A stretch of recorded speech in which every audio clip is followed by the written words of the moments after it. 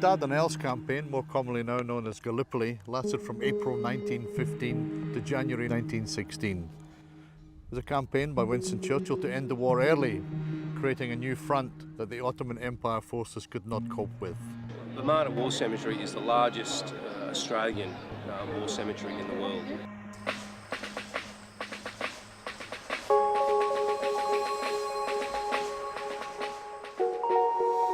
There are 3,823 casualties of the Second World War buried in Bomana, 699 of them unidentified. Above the cemetery stands the Port Moresby Memorial, commemorating 750 missing in action men of the Australian Army, including Papua New Guinea forces, Australian Merchant Navy and Royal Australian Air Force, lost in operations in Papua. They have no graves. They died in the service of their country on the Kokoda Trail in Buna, Gona, Sanananda, Papua and in Bougainville.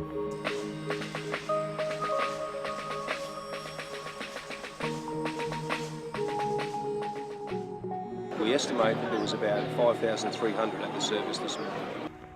April 25th, 1915, the Anzac landings on Helles and Anzac Cove in the Dardanelles, Turkey. 2015 marks the 100th anniversary of that event. 27,000 French, 115,000 British and Dominion troops, British, Irish, Australian, New Zealand, India and Canadians. Half were British and Irish. The Turks lost 86,000 casualties defending the position. 1 million men were involved in this campaign. Between a third and a half of them became casualties.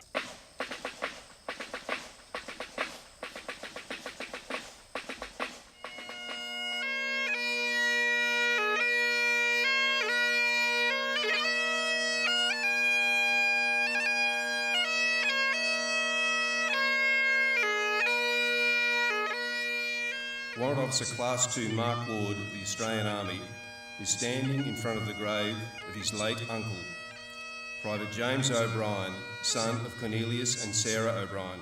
He was a member of Charlie Company, which was involved in a bayonet attack or bayonet charge against Japanese positions. The Japanese had lodged themselves between battalions of the Australian forces and their brigade headquarters, and an attack was ordered to try and dislodge the Japanese. He was 23 years old when he passed away. For my mother especially, I think it was a very moving experience. For me though, the emotions really actually hit home just recently on the Kokoda track. There was a feeling that we had to stop the Japanese taking Port Moresby and then coming into Australia. So it was, we had to win that particular campaign at all costs, and it finished up turning the tide of war in the South Pacific.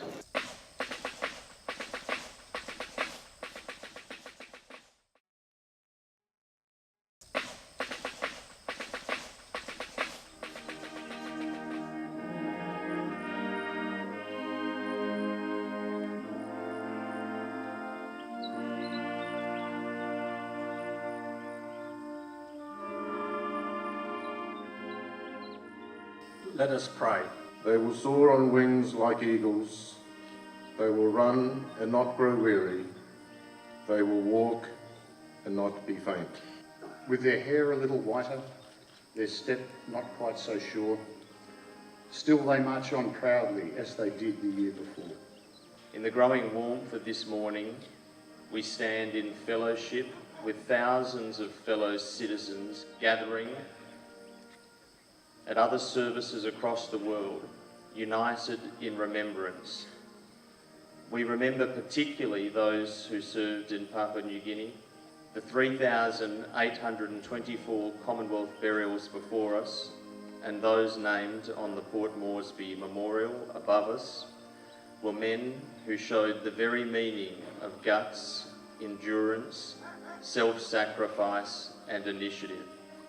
We are humbled by the words of stretcher bearer Padre Ben Holt, who wrote in a letter to his mother, "My life is a very small price to pay if the little ones of today can grow up in a world where men are free to realise their highest and best." and the sanctities of life remain inviolate. Today we also pay tribute to the people of Papua New Guinea, for they endured a war not of their own making, and a war which came from worlds away. An estimated 50,000 Papuan and New Guinean men left their villages and families to help the Australian Army as porters, to build infrastructure and to evacuate the sick and wounded. 800 men from the Papuan Infantry Battalion and the Royal Papuan Constabulary were the first to fight the Japanese. Our thanks can never be enough for the women who fed our troops, for the children who showed lost soldiers routes to safety, and for the stretcher bearers who, having carried their charges over mountainous, muddy tracks, wept at their side when they died. Many a mother in Australia, when the busy day is done, sends a prayer to the Almighty for the keeping of her son, asking that an angel guide him and bring him safely back. Now we see those prayers are answered on the Owen Stanley track. For they haven't any halos, only holes slashed in their ears, and with faces worked by tattoos with the scratch pins in the hair. Bringing back the wounded, just as steady as a hearse, using leaves to keep the rain off and as gentle as a nurse. Slow and careful in bad places on the awful mountain track, and the look upon their faces makes us think that Christ was black. Not a move to hurt the carried, as they tread him like a saint. It's a picture worth recording that an artist's yet to paint. Many a lad will see his mother and the husbands, wains and wives, just because the Fuzzy Wuzzy carried them to save their lives. Ao mātou, ka tingi hia I tātou I tēnā wā. Haere, haere, haere. We welcome you here not to celebrate victory or to glorify military prowess, but to reflect on how it could be that more than 133,000 Australians and New Zealanders have died in the service of our countries, how some 285,000 were wounded, to try and understand how and why such losses were incurred in lands so far from our shores, for they were terrible losses. The lists of the dead engraved on our memorials are so disproportionate to the size of the communities from which they came. We meet at dawn on Anzac Day to mark the moment when soldiers of the Australian and New Zealand Army Corps landed on the beaches of Gallipoli in 1915. We can but try to imagine the scene at Gallipoli on this day 100 years ago. Australia's young soldiers went ashore first. Late in the morning, the New Zealanders landed to support the Australian comrades. Chaos was everywhere. As one young New Zealand soldier described the scene, upturned boats, gear of all description, and dead men littering the beach. The noise, one continuous roar of rifle and shell fire, mingled with the cries of the wounded and dying. Gallipoli became the graveyard for the thousands of our best, our irreplaceable men. Today, we remember too the sacrifices by British, French and Indian troops. We pay tribute as well to the young Turks who suffered appalling losses so bravely defending their homeland. Gallipoli became the graveyard for the thousands of our best, our irreplaceable men. The 25th of April 1915 will forever be part of what it means to be a New Zealander or an Australian. For each of us, Anzac is part of our national identity.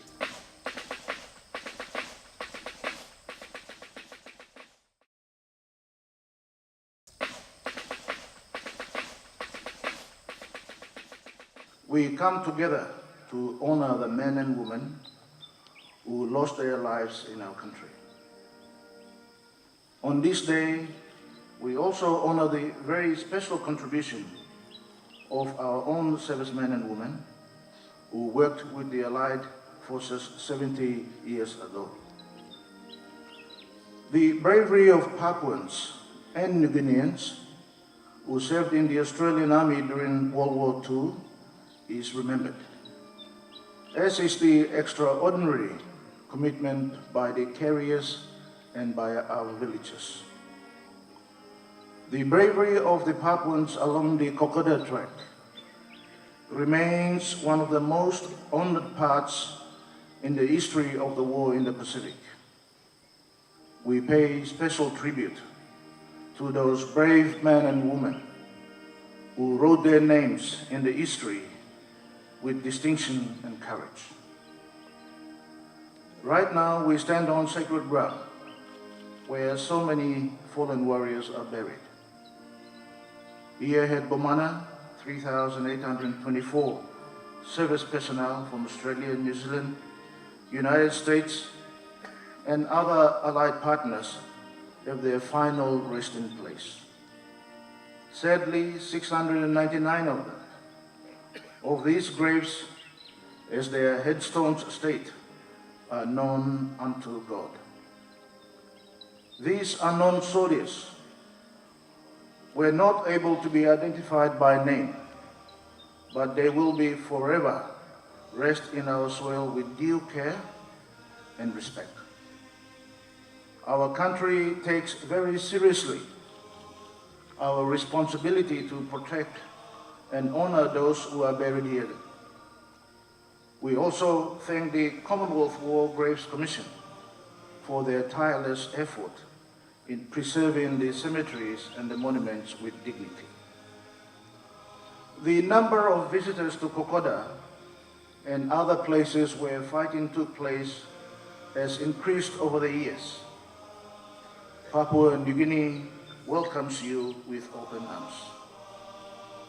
We encourage more young men and women from all nations that served here to come and learn more about our shared history, regardless of whether we were friend or foe during the war. It is so important that we learn from this tragedy of war, and after all the shooting has stopped, that we strive to live in peace.